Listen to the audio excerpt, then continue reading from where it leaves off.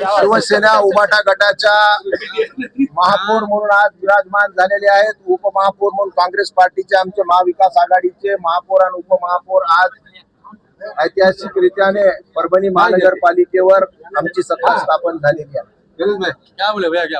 गेल्या 8 दिवसापासून तुम्हाला माहिती प्रत्येक ठिकाणी बॅनर न्यूज संपूर्ण राज्यामध्ये देशामध्ये झालेली आहे. अनेक कारण असतील, त्यामध्ये बऱ्याच लोकांचं पोट दुखत होतं की मुस्लिम समाजाच्या व्यक्तीला तुम्ही कसं काय महापौर केलं. अरे मुस्लिम समाजाचे लोक काही देशात राहत नाहीत का?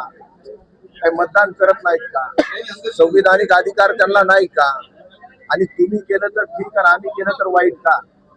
म्हणून आमच्या इथे उच्च शिक्षित चेहरा एम.कॉम झालेला आहे, एम.टेक झालेला आहे सॉरी, आणि कित्येक वर्षापासून शिवसेनेचे जुळलेला हा व्यक्ती आहे. म्हणून सय्यद इक्बाल असेल किंवा आमचे गणेश देशमुख असतील, दोन्ही युवा चेहरा देण्याचं काम आम्ही या निमित्त या महानगरपालिकेत केलेलं आहे. म्हणून जरी कोणाचं पोट दुखत असलं तरी सर्व समाजाला न्याय देण्याचं काम शिवसेनेला वंदनीय बाळासाहेब ठाकरेच्या काळामध्ये सुद्धा मुस्लिम मिनिस्टर झालेले आहेत. आपल्या साबेर शेख म्हणून क्रीडा मंत्री झालेले आहेत. आणि जे राष्ट्रवादी मुस्लिम आहेत ते आमच्या बरोबर आहेत. जे राष्ट्रावर प्रेम करणारे मुस्लिम आहेत ते शिवसेनेबरोबर आहेत. म्हणून येणाऱ्या काळामध्ये सर्व समाजाला घेऊन जाण्याचं काम शिवसेनेच्या माध्यमातून उबाटा गटातून करण्यात येणार. मागील काही काळामध्ये राज्यातले सत्ताधारी आहेत त्यांचा तुम्ही स्वतः अनुभव घेतलेला आहे. तुमच्या मतदारसंघातल्या कामांसाठी निधी दिला नाही. त्याचं उदाहरण जर बघितलं तर आपण नाट्यगृहाचं आहे. कशा पद्धतीने आता महापालिकेसाठी तुम्ही विधानसभेमध्ये प्रयत्न करणार आहात?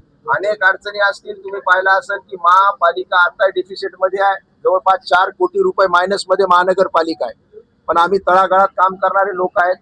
ज्या काही मागच्या सरकारमध्ये काही चुका झाल्या असतील ते निश्चित सुधारल्या जातील. महानगरपालिकेचं इन्कम स्त्रोत आम्ही वाढवू.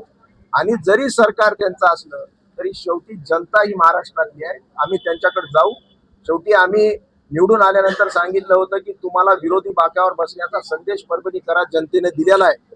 तुम्ही निमूटपणे ऐका आणि विरोधी पक्षाचं व्यवस्थित कामकाज करा. पण ते सुद्धा न करत असताना शेवटच्या क्षणापर्यंत कुठं ना कुठं आमच्यामध्ये फाटाफूट पडते का, कुठं कोण हाताला लागतंय का, अशा प्रकारचं त्यांची काय रणनीती होती. पण ते साफ त्याच्यामध्ये फेल झालेले आहेत. आता त्या गोष्टीत मला इतिहासात जायचं नाही. समोर आम्हाला सर्वांना घेऊन विरोधी पक्षाला घेऊन सुद्धा महानगरपालिका अतिशय स्वच्छ, सुंदर, सुरक्षित आणि एक ज्याला देशामध्ये टॉपची महानगरपालिका करण्याचा आम्ही 100% प्रयत्न करू.